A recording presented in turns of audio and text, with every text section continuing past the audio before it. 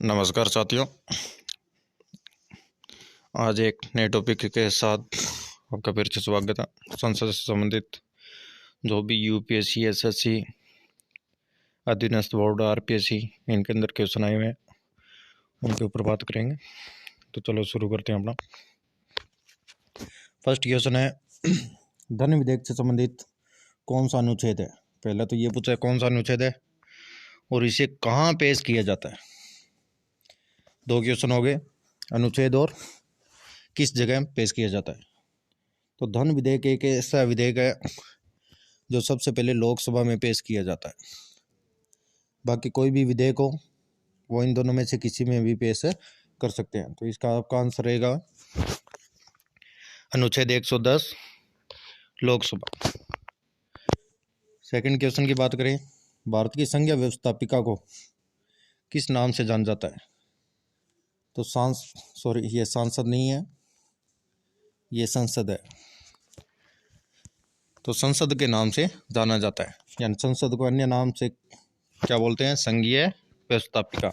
अगर संघीय सरकार गए तो जो भी आपकी रूलिंग पार्टी है वो हो गए। संसद के किस सदन को प्रतिनिधि सभा भी कहा जाता है? तो प्रतिनिधियों की सभा लोकसभा को कहा जाता है। लोकसभा को लोकप्रिय सदन भी कहा जाता है। नेक्स्ट, निम्नलिखित में से कौन सा एक प्रावधान भारतीय संविधान के अंतर्गत संसद के सदस्यों की विशेषाधिकारों उन्मुक्तियों को निर्धारित करता है? तो ये इसका आपका आंसर रहेगा अनुच्छेद 105। नेक्स्ट, भारतीय संविधान के किस अनुच्छेद में कहा गया है कि संघ के लिए एक संसद होगी जो राष्ट्रपति और दो सदनों से मिलकर बनेगी? दो सदन, राज्यसभा, लोकसभा। तो आपका अनुच्छेद 79 में कहा गया है। भारत की संचित निधि से धन निर्गमन पर किसका नियंत्रण होता है? तो ध्यान रखना, संचित निधि पर संसद का नियंत्रण होता है। संविधान लागू होने के बाद सर्वप्रथम त्रिशंकु संसद का गठन कब हुआ? तो इसका जो आपका आंसर रहता है 1989। त्रिशंकु संसद का गठन कब हुआ? 1989। भारत की संसद के बारे में क्या सही नहीं है? 3 सही है, 1 गलत है। राष्ट्रपति, लोकसभा, राज्यसभा संसद से बनती है, सही है। इन्हीं तीनों को मिलाकर तो क्या बनती है? संसद। लोकसभा में मनोनीत सदस्य नहीं होते, क्यों नहीं होते? होते हैं अपने। तो यही आपका क्या है? रॉन्ग है। राज्यसभा को भंग नहीं किया जा सकता, सही है। राज्यसभा के कुछ सदस्य राष्ट्रपति द्वारा ना निर्देशित होते हैं, एकदम बिल्कुल सही है। संसदीय प्रणाली वाली सरकार को किस अन्य नाम से जाना जाता है? एक मैंने पीछे क्वेश्चन आया था संघीय व्यवस्थापिका, उसका आंसर था संसद। और मैंने बोला था जो रूलिंग पार्टी है, जो सरकार है, उसको अपने क्या कहेंगे? संघीय सरकार। नेक्स्ट है, कुल सदस्यों को कितना वैधानिक चैम्बर की मीटिंग के लिए आवश्यक होना चाहिए? यानी उससे कम होंगे तो वो मीटिंग आपकी स्वतः ही समाप्त हो जाएगी। तो इसका जो आपका आंसर रहता है वो आपका रहता है 1/10। 1/10 यानी 10वां भाग। सांसद है, उनके वेतन का निर्णय कौन करता है? तो संसद करती है। यदि किसी सामान्य विधेयक पर राज्यसभा और लोकसभा के बीच गतिरोध आता है तो उसका समाधान कौन करेगा? तो उसका समाधान राष्ट्रपति करेगा, संसद का संयुक्त सत्र बुला के। तो संसद का संयुक्त सत्र ही उसका क्या करता है? समाधान करता है। संसद के दोनों सदनों के साथ बैठने पर क्या होता है? संसद के दोनों सदन साथ कब बैठते हैं? जब किसी बिल पर वो दोनों सहमत ना हो, उनमें मतभेद हो, ताकि उनका मतभेद दूर हो सके और वो बिल है वो दोनों की सहमति से पास हो सके। तो इसका आपका आंसर क्या रहेगा? एक बिल जिस पर दोनों सदन क्या हो? सहमत न हो, उस पर विचार करना और पास होना। लोकसभा और राज्यसभा की संयुक्त बैठक कब होती है? अभी मैंने बताया था, दोनों में मतभेद हो तभी होगी, अदरवाइज कभी भी नहीं होती। तो इसका आपका आंसर बी रहेगा। साधारण विधायक से संबंधित गतिरोध को दूर करने के लिए वही वापिस से क्वेश्चन है लैंग्वेज को घुमा के। तो संयुक्त बैठक बुलाता कौन है? राष्ट्रपति बुलाता है। अध्यक्षता कौन करता है? लोकसभा अध्यक्ष करता है। भारतीय संसद के दोनों सदनों की संयुक्त बैठक किस संबंध में होती है? सेम वही क्वेश्चन वापिस है लैंग्वेज घुमा के। तो ये आपका जो आंसर रहता है इसका साधारण विधायक।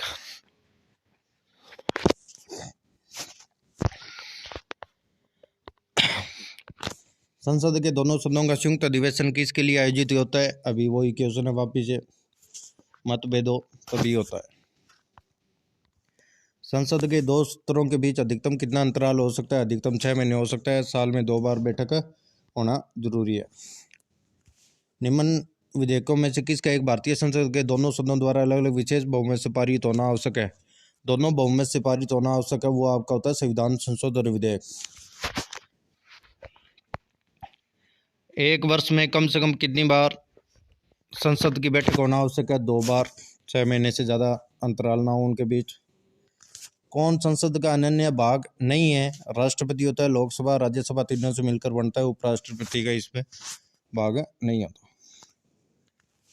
कौन सा एक प्रावधान भारतीय संविधान के अंतर्गत संसद के सदस्यों के विशेषाधिकारों तथा उन मुक्तियों को निर्धारित करता है? तो आपका करता है अनुच्छेद 105।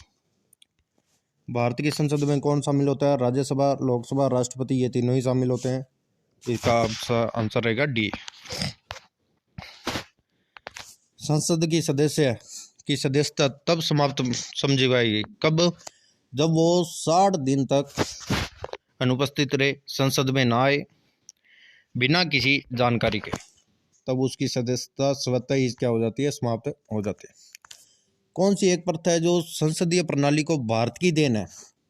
वो आपका होता है शून्यकाल।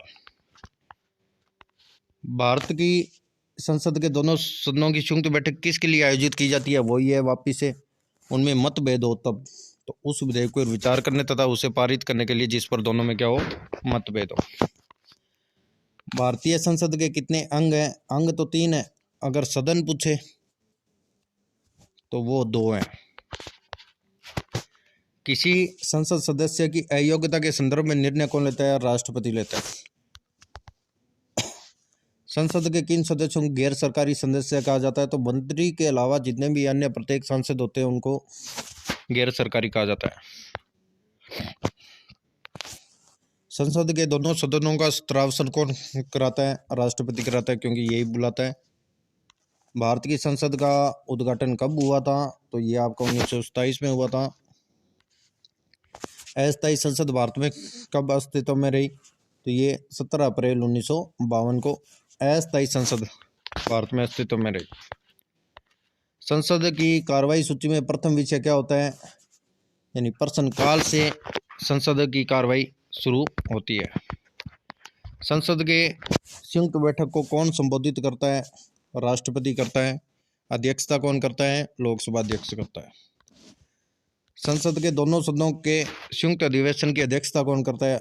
तो ये इसका आपका आंसर रहेगा लोकसभा अध्यक्ष। बुलाता कौन है? राष्ट्रपति। भारतीय संसद की संप्रभुता किससे प्रतिबंधित है?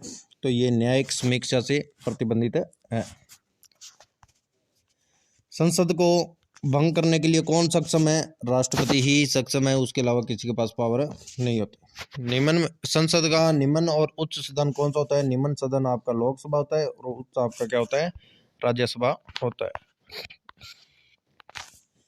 किस अनुच्छेद में कहा गया है कि संघ के लिए एक संसद होगी जो राष्ट्रपति और 2 सदनों से मिलकर बनेगी? तो ये 79 अनुच्छेद 79 में कहा गया है। संसद का लोकप्रिय सदन लोकसभा। तो लोकप्रिय सदन कौन सा है? लोकसभा।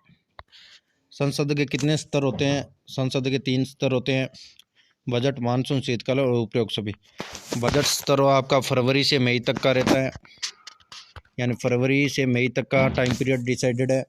मानसून स्तर है वो आपका जुलाई से अगस्त तक, शीतकालीन नवंबर दिसंबर रहता है, जो अभी चल रहा है अपने। भारत की संघीय व्यवस्थापिका किस नाम से जाना जाता है? तो संसद के नाम से जाना जाता है। भारतीय संसद के कितने सदन हैं? सदन पूछा है तो 2 सदन है। अंग पूछता तो कितने हो जाते अपने? 3 हो जाते। Thank you.